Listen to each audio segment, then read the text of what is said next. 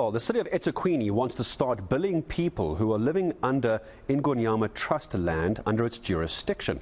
It's alleged they owe the city nearly 200 million rand in outstanding rates. The Msunduzi municipality has disconnected services to the Ingonyama Trust Board offices in Pietermaritzburg, saying it owes them 8 million rand for rates on its land. So it's all very complicated. Let's try and get to the bottom of where we are in this. Ingonyama Trust Board chairperson, Judge Jerome Ngwenya. Mr. Ngwenya, good morning to you. Appreciate your time. So let's just first of all talk about this allegation. Is it true that those living on Ingonyama Trust land owe the city 200 million rand? Is that true or not? Firstly, good morning, Mr. Edwards. My answer to your question is that is not correct at all. In fact, eThekwini municipality owes Ingonyama Trust more than 200 million rand. Where do you come up with that? Help me understand how you got to that statement. Currently, they are using Ingonyama infrastructure like water, sewer, and water reservoirs. Secondly, a substantial amount of money of land that was sold when the king was without any administrative assistance still sit in their coffers. They were selling plots in the township, they were selling business sites in the township, and to date they are still using the infrastructure of Ingonyama for their offices and other offices which they call Sizakala centers without having paid any cent. So rather than having gone to the press, we've been discussing this matter with eThekwini since 1998.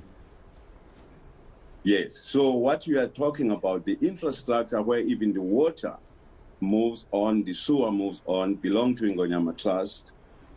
They want Ingonyama Trust to pay even for the assets that they use. They have not communicated with the people who live on Ingonyama Trust that at some stage there would be rates. Their rating is very faulty because you would find that Ingonyama Trust owns the underlying land, but the top structure belongs to various individuals. As you would appreciate, I think there is always a confusion in the media between rates and service charges.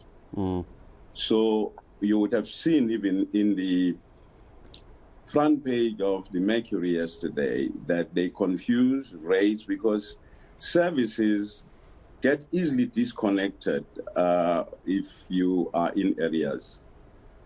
That is the same problem, I think, with the Msunduzi municipality you have referred to, because what they are doing is they have disconnected wrongly and unlawfully water and light on Ingonyama Trust head offices in Pietermaritzburg for debts which they say is owed by the people who live on tribal land, some of which include their councillors. They are also in the same position like eThekwini in terms of using Ingonyama infrastructure without paying. They don't want to discuss this matter. Why Instead, do you think that is, Mr. Ngwenya? Why do you think they don't want to discuss this? Because it is very complicated. It sounds like a conversation needs to happen in a boardroom somewhere, because it is very messy, as you say, rates and services and Ingonyama Trust land. It does get messy. Are they talking to you? What would you like from them? Look, we want to understand how do they arrive at these rates when they are owing Ingonyama Trust? That's number one. Number two, when you say, why are they not talking? We cannot answer that because each time we are in a meeting, we find a different statement in the public domain. Like what you are talking about, this 200 million rand, as I'm talking to you now, I have a meeting with the Auditor General. According to the Auditor General, what they say we owe them is less than 200 million rand. So we don't know where do they give these figures to and why. But we cannot answer why they do not want to attend meetings with us. So currently the Ingonyama Trust Board offices, you mentioned it a moment ago, Mr. Ngwenya, that's in Pietermaritzburg. Are services currently disconnected at the offices in Pietermaritzburg? Are they off as you and I talk now? As of close of business yesterday, they were disconnected, yes. And so what do you now do as far as that situation is concerned? Because clearly they feel that you are disconnected, or they should have disconnected you as well. What happens this morning, say 9 o'clock, when they open up again? Who's phoning who to sort this out? We have instructed our attorneys to engage with them because we know we are clear on that. We're not owing, the head office is not owing them, but what they are doing, I think, is very, very irresponsible, because now they are forcing us to go to each and every citizen that reside on the subject land they are talking about and inquire whether those people are owing or not. That is their role, in fact. But for them to blackmail us by disconnecting services in the head office with a view of forcing people on rural land to make payments which cannot be justified is highly irresponsible.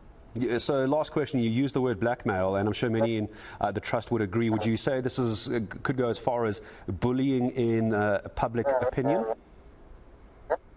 Precisely, because where have you ever seen a situation where we are leading in their website for what they say we are owing? We have never discussed the 8 million they are talking about. Certainly, the Trust head office could not be owing 8 million rand under no circumstances. We're going to follow this very closely now that we have the view of Trust Board Chairperson, Ingonyama Trust Board Chairperson, Judge Jerome Ngwenya. Judge, I appreciate your time in speaking to us this morning and putting this on record here on the South African Morning. So as you can imagine, though, it is very complicated. You've got Ingonyama Trust land, you've got rates, and you've got services. As to who is paying for what part of that allocation is where the complication is coming in. But as we're hearing from Mr. Ngwenya, so far there's been no discussion where the 8 million rand owing for the board officers comes from, and they're also disputing the 200 million rand in outstanding rates.